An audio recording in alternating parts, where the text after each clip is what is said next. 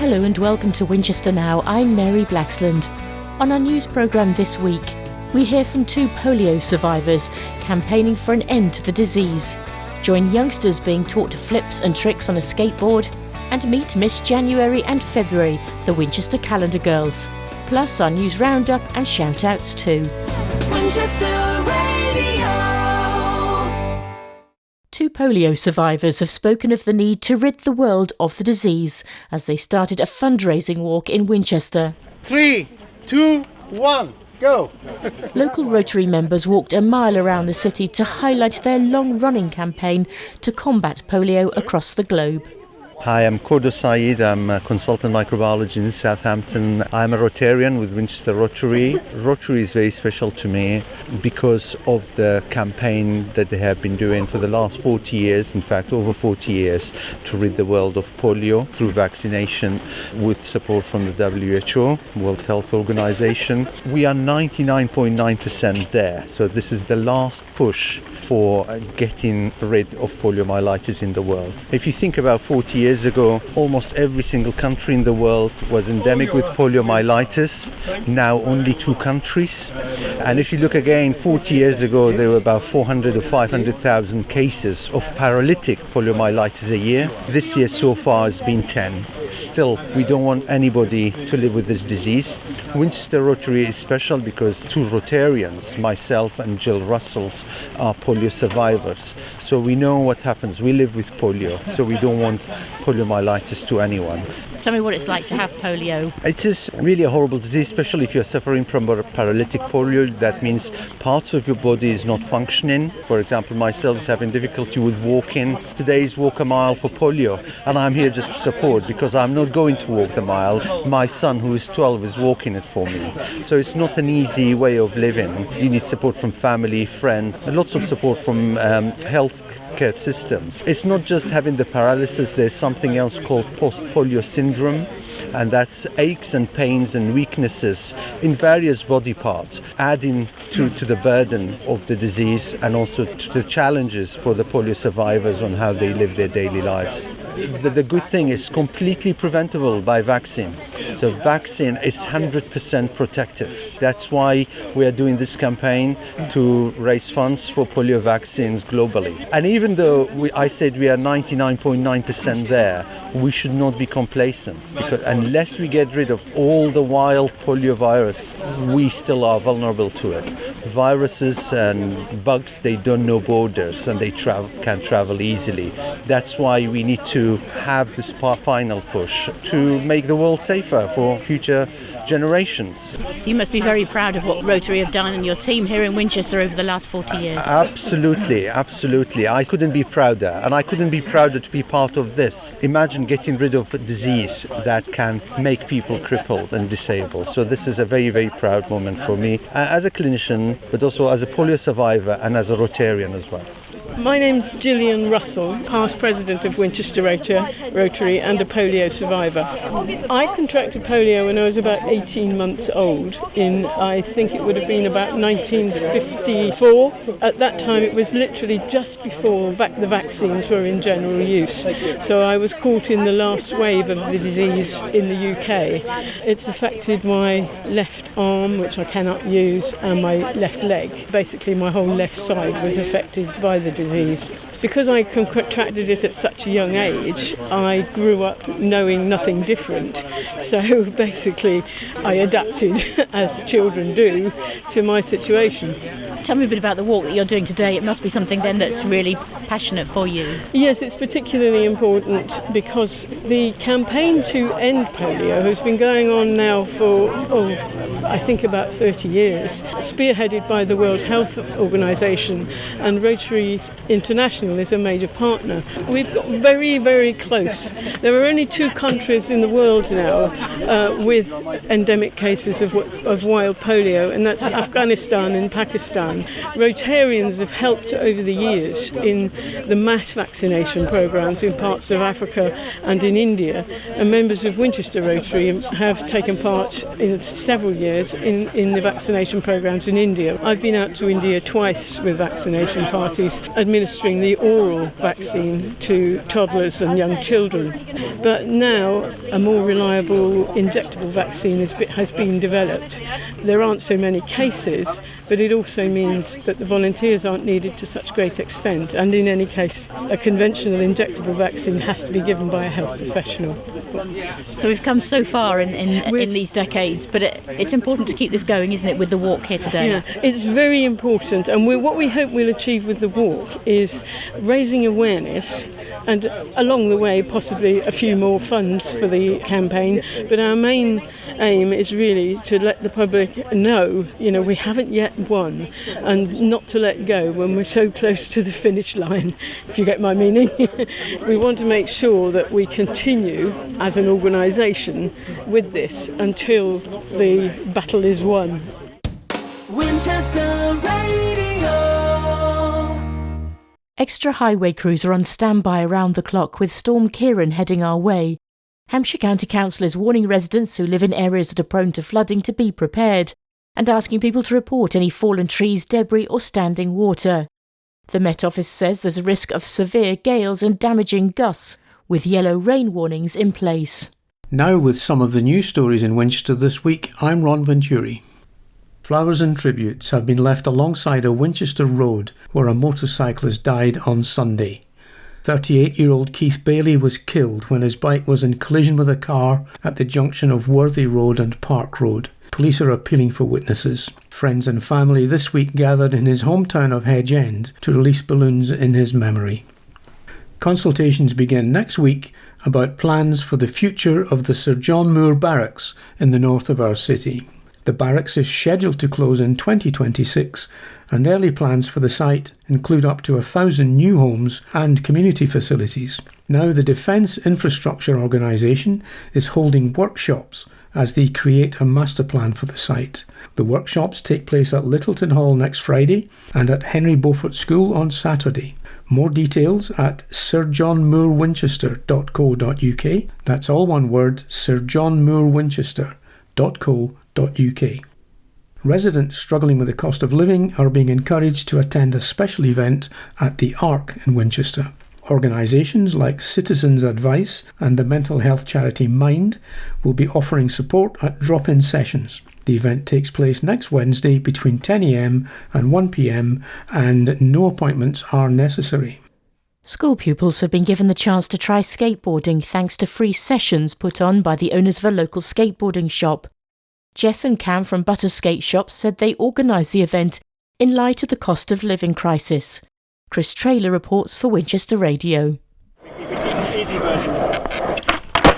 Skateboarding is thriving as a hobby. It experienced a huge uptake during the pandemic and has risen in popularity since becoming an Olympic sport in 2021. For Jeff Els, it's a hobby turned career. He runs the Butter Skate Shop and is a professional skateboarding coach. He spoke to Winchester Radio's Mary Blacksland about why he wanted to pass on the skills. And we just thought, summer was a bit rubbish. We've just all come out of COVID. Cost of living's going up. Let's just do something nice. We all live around the corner, so there's 3 of us coaches here today, just doing something for everyone else, really. We get to skate for a living, which is pretty much the best job in the world, so got to give something back every now and then. And what is special about skateboarding? I think everyone claims their sport's the best and special for some reason, and so I'm going to do the same. I think the way I try and explain it, and not to diminish football, is that you can go onto a grass field and just kick a ball around your mates. If you get something wrong, the ball goes off and nothing happens. With skateboarding, it's so much harder.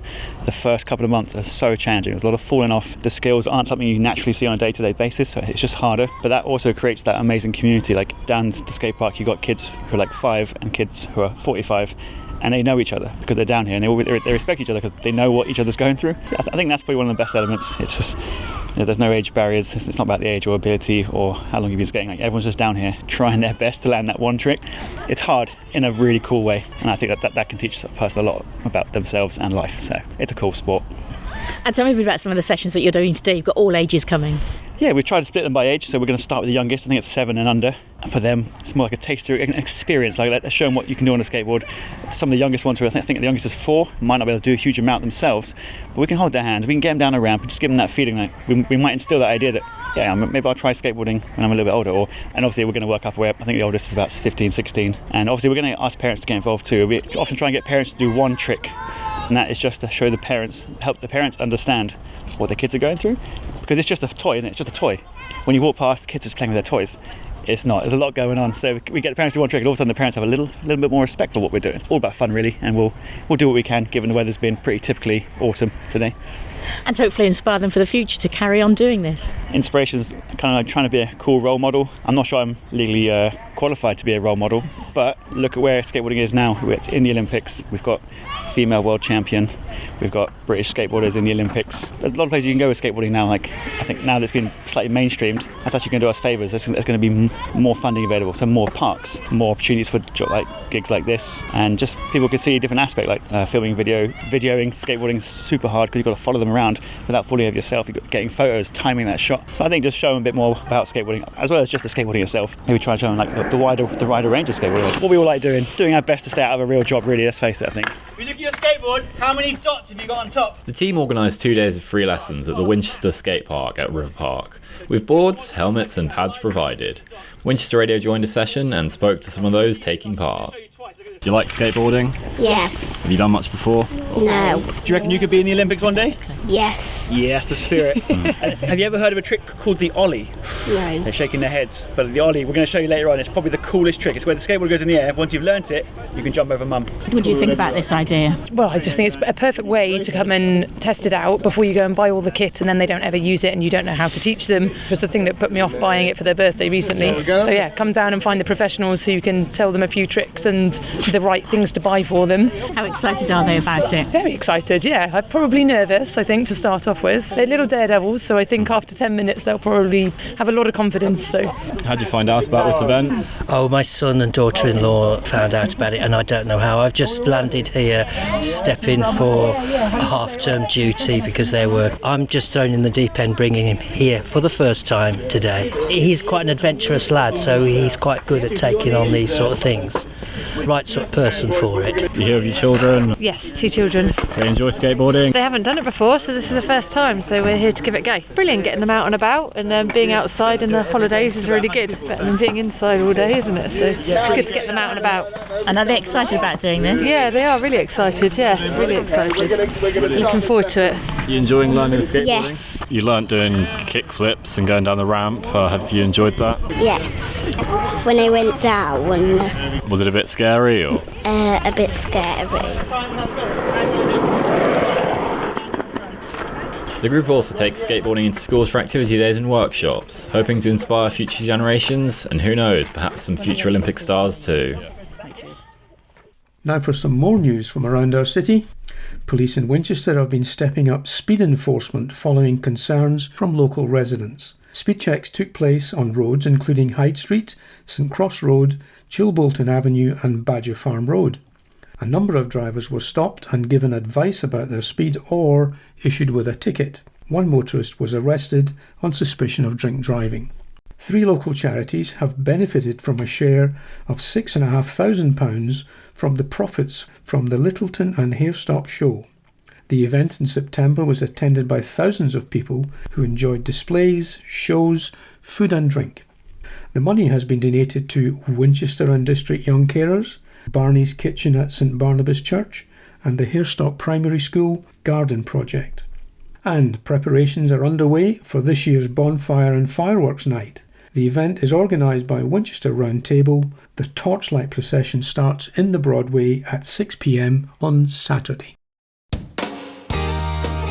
Hi, Paul Blitz here again with this week's weekly shout-outs. And we start with the Royal Voluntary Service, which has given a big thank you to all the NHS and care workers who are supporting the vaccination programme in Winchester. They work in all weather conditions to help those coming to the vaccination sites for their jabs. Charity says the support is vital to keep communities safe this winter. And congratulations to Marwell Zoo, who've been honoured with a prestigious conservation award by the World Association of Zoos and Aquariums during its annual conference in San Diego. This award recognises their dedication to conservation over 5 decades. The Winchester branch of Parkinson's UK has thanked everyone who came along to a recent comedy night at Thorndon Hall. The event raised an amazing £3,500, The money will be used towards the provision of at-home physiotherapy, speech therapy, specialised sports and fitness exercises, monthly meetings and days out. The Winchester branch meets at Tubbs Hall in Kingsworthy between 2 and 4 o'clock on the 4th Tuesday of each month, offering friendship, information and support.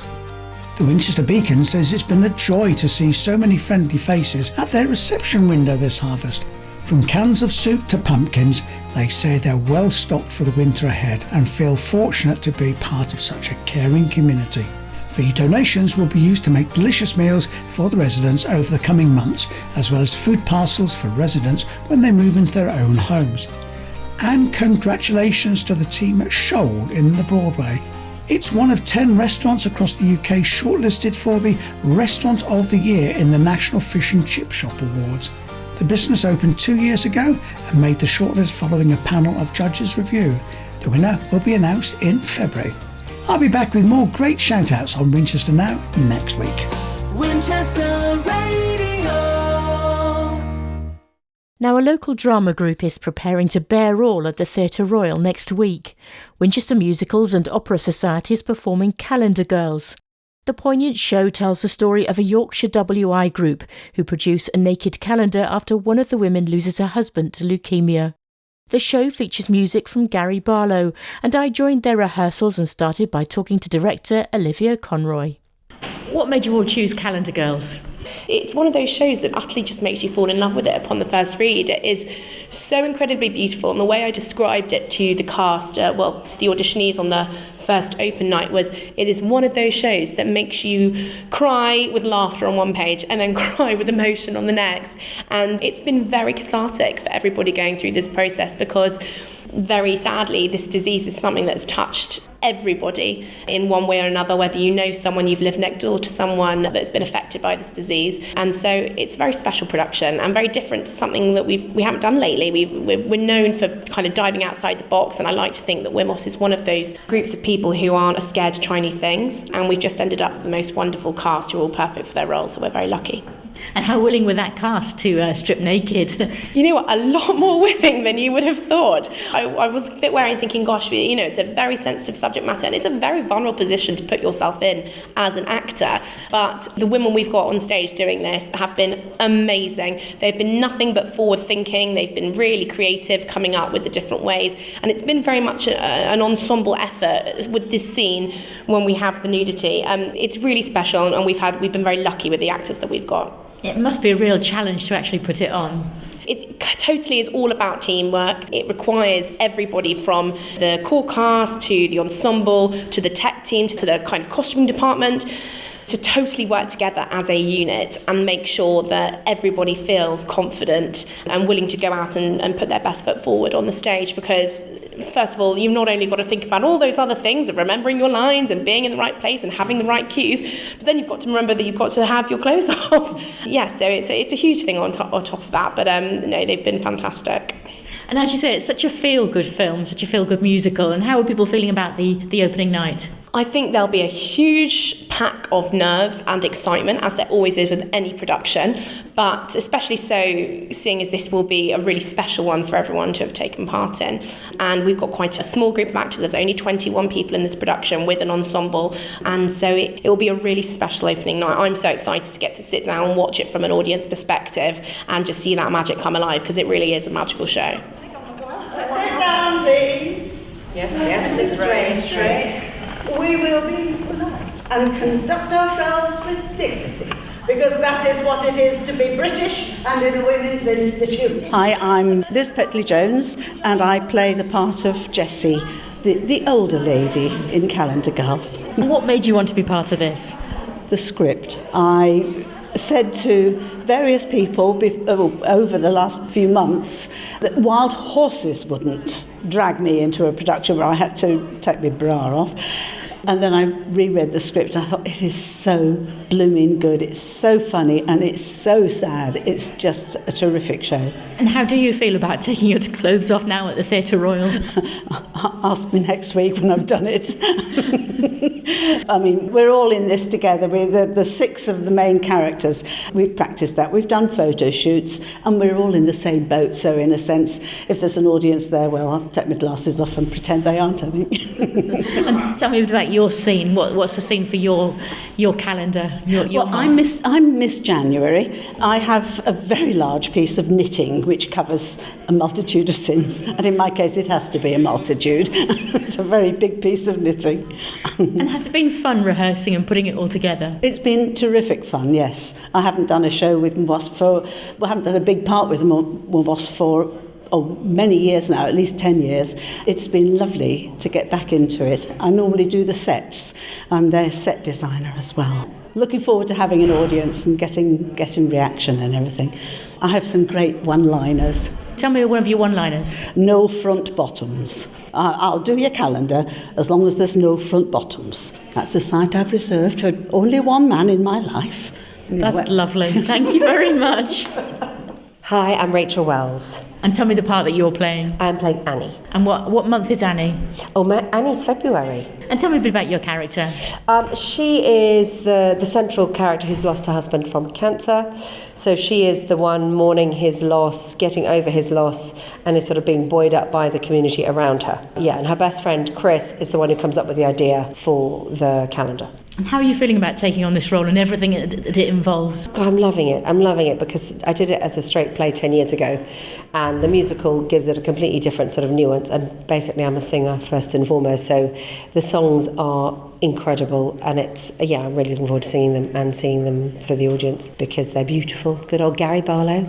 So you've done it before. Were you able to give a bit of help and advice and encouragement to the others who possibly haven't done this sort of thing before? No, I think probably they're all just really bored with us going, when we did it 10 years ago. We're all in different characters though. So I played Chris 10 years ago, so I'm now playing her best friend Annie, which is quite fun. And in fact, the other 2 girls are also playing different characters. But I think it means that we are feeling much more confident about the whole doing it thing, which I think is that big leap of faith. And I do remember opening night on the first time round, it was, honest to God, the scariest thing I've ever done. But you're feeling a bit more happier about it this time? Yeah, because everyone claps when you take your clothes off, so that's quite that's quite liberating and quite encouraging. And then you go, I want to do that again because people are still clapping. So yeah, it's great. And what do you hope the audiences will take away from this? Gosh, many things. I hope they'll just have a fantastic night. I hope that it will warm the cockles of their heart. I hope that it will kind of bring focus that there are terrible losses from cancer still today. So first and foremost, it is a really entertaining, fun show. And Gary Barlow has written some just great, nice music. So no, it should just be fun. And there's more about the show on their website, wmos.org.uk. That's all for this week. As always, you can get in touch at news@winchester.radio. Many thanks for listening.